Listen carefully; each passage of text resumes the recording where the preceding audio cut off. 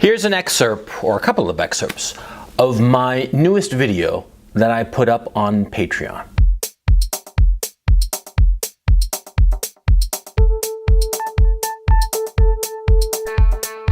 There is nothing wrong with being normal. Let me repeat that. There is nothing wrong with being normal. It is perfectly fine to be of an appropriate weight. It is perfectly fine to be mainstream in your tastes in whatever. It is perfectly fine to not succumb to deviancies or decadences of various sorts because they disgust you or repel you. But the fact of the matter is that so many deviances and decadences of our society, well, those practitioners of that, they have confused the wider society's tolerance of that behavior into tacit encouragement of that behavior.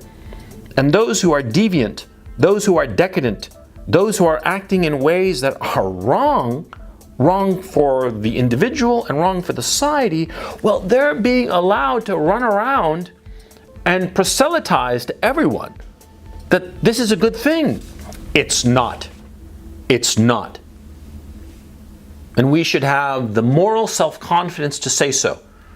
And those who claim that we are intolerant, we should say, no, we are tolerant. We are tolerant of individuals who act in this way. But we are not willing to accept encouragement, especially of the young. I mean, that's the thing that really chaps my ass. You know, like say, I remember when I was 15, 16, 17, 20, I didn't know shit from Shinola. And I succumbed to a whole host of fashions that, thank goodness, when I was young, those fashions were trivial. You know, like that's the thing that seems to be going on, is that, see, the adults in the room, the adults in our society today, they have rescinded their responsibility of guiding the young, of guiding them and telling them, you know, this is good and this is bad, and this might sound fun for now, but in the future it'll cause problems. We who are the adults seem to have rescinded this responsibility.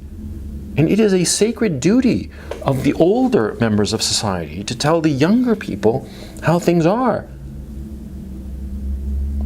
But the fear of being labeled intolerant has paralyzed us. I studied Russian history in college. I studied Imperial Russian history and, of course, Soviet history. I wrote a thesis on the provisional governments of Russia. But the thing that struck me about Soviet history was how people were afraid of speaking their minds. And, you know, when I was growing up in the 70s and the 80s, right, the notion that you couldn't speak your mind was what separated us from them. See? They, the Soviets, the communists, didn't allow you to speak your mind. Whereas we, in the United States and the Western democracies of Western Europe, we allowed you to say whatever you wanted to, and it was perfectly fine. If you said something wrong in the Soviet Union or the Warsaw Pact countries, right, you'd get a visit from the KGB. But here in the West, you can say whatever you want. You are free. But the Soviet Union is no more, and weirdly, we've gone totalitarian, authoritarian insofar as our speech is concerned. Because now, of course, there's no government agency that will police your language. No. Now it's corporations that do it. Corporations police your language. I don't quite know when it happened that we all decided that it was okay for corporations to say what you could and could not say. But that's what's going on today. You cannot speak your mind unless Google or Facebook or Twitter or whichever one of these tech monopolies allows you to say it.